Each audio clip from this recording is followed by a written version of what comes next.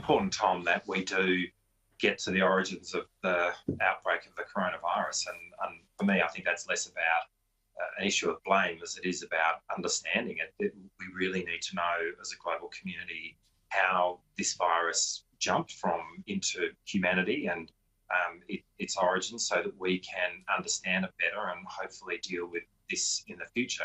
Because the sorts of pandemics that we've seen in the last few decades and what will threaten us going forward is those transmissions from animals to humans. And it really matters to understand exactly how it's occurred, who patient zero is, getting the early virus material. That's what researchers need. So this inquiry really is very important. It's important for China, actually, but it's very important for the world in understanding this so that it doesn't happen again. The China trade spat that's resulted, though, does it highlight, are we too reliant, too interlinked with China in an economic sense? I think what COVID has done is highlighted a whole lot of frailties in our economy and the need for us to be thinking about how we make ourselves a more resilient economy in the future. And I think that applies in terms of our trading relationships with China, but not just with China, around the world. But it also applies to the kinds of economic activity that we undertake in Australia, and perhaps more significantly, the economic activity that we no longer undertake in Australia. I mean, since 2013, we've seen a really significant deindustrialisation of this country. We don't make cars here anymore. And that is because of this government. That's what this government's done.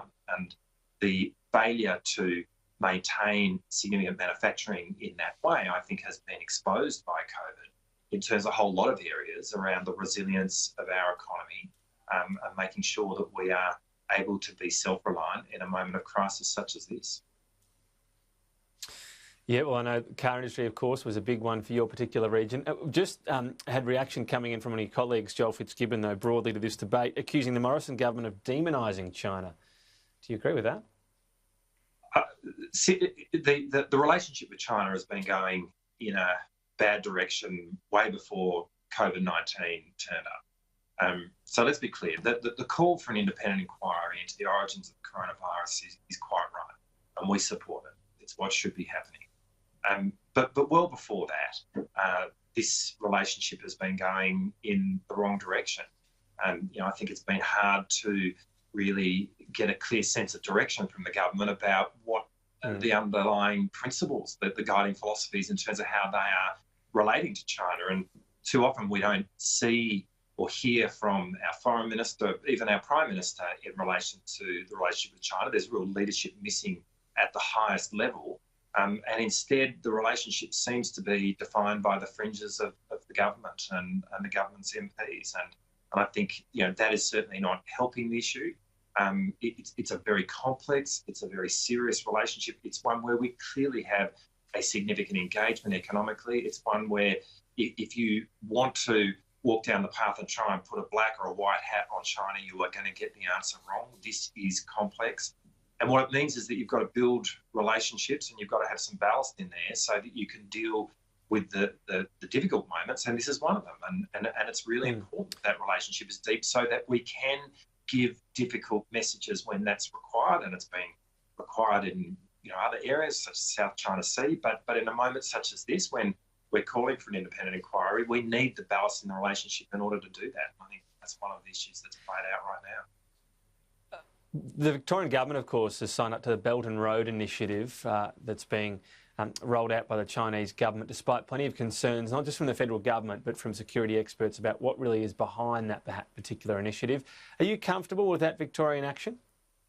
Well, I'm not going to give Victoria advice. They can manage the state themselves. But from our point of view, we've always thought that the Belt and Road initiative needs to be taken on a case-by-case basis, and we do need to be proceeding with some caution in terms of how we approach this, but there may be particular projects that stack up, and so Chinese investment makes sense. But it is an issue. It's a case of looking at each case on its merits. But aren't you either in or out? You're either part of it or you're not. Yes, you don't have to be part of every single project, but Australia's not. The Victorian government is. Isn't it just a question of whether that's the right decision?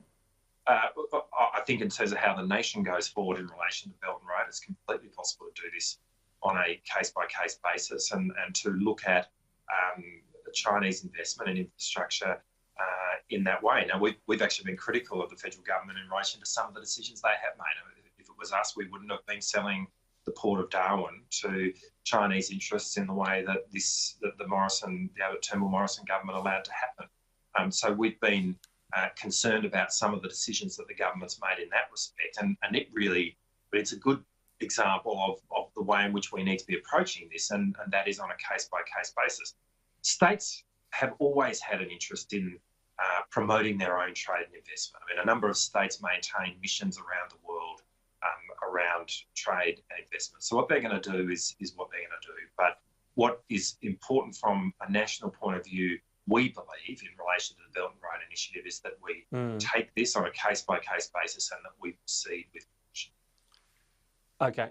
The Victorian government, though, yesterday refused to answer questions about whether any of the state's $24 billion coronavirus rescue package would be borrowed from China or assisted by China. Should that be transparent?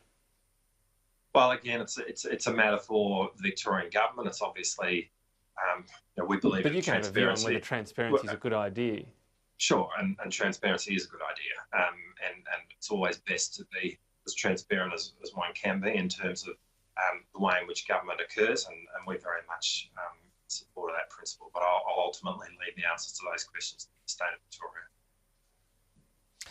The government has released its technology roadmap on reducing emissions. It seems like no new coal, support for existing coal, though. Is this a good approach? Well, we haven't seen the document. We'll obviously give it due consideration when we're given the opportunity of having a look at it. To be honest, it makes me sad, Tom. It makes me sad because a lot of the ideas which seem to be in this maze of ideas that are in this morning's press are the sorts of things that we were talking about a decade ago. And when back in 2008, and after the election of the Rudd government, we were looking at carbon capture and storage back then. We were looking at renewable energy technologies back then, and the fact that it's we're more than 10 years down the track, and Angus Taylor has only just managed to stumble across these ideas now, really speaks to the fact that the Abbott Turnbull Morrison government have been a lost decade, really, in relation to Australia's energy trajectory, and that's a decade that is at a critical moment in terms of the emission story of this country and the world.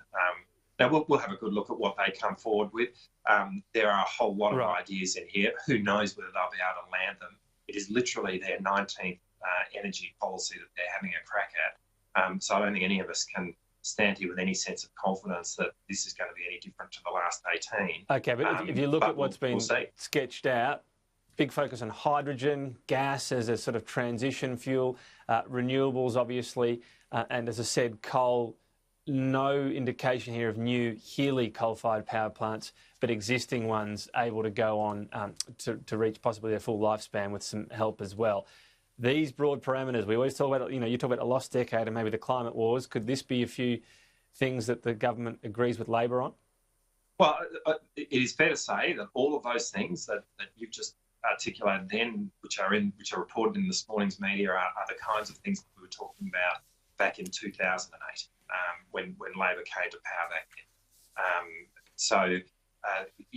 There's a whole lot in here that we're obviously happy to have a look at. But writing a discussion paper of this kind, doing a few interviews which are really hard to follow on the part of Angus Taylor, and then actually landing a coherent policy is a very different matter. But we have been upfront about the fact that we want to work with the government to try and resolve this and to have an agreement around a future energy policy for our nation. It's something that's really important, and we stand ready to have that conversation again.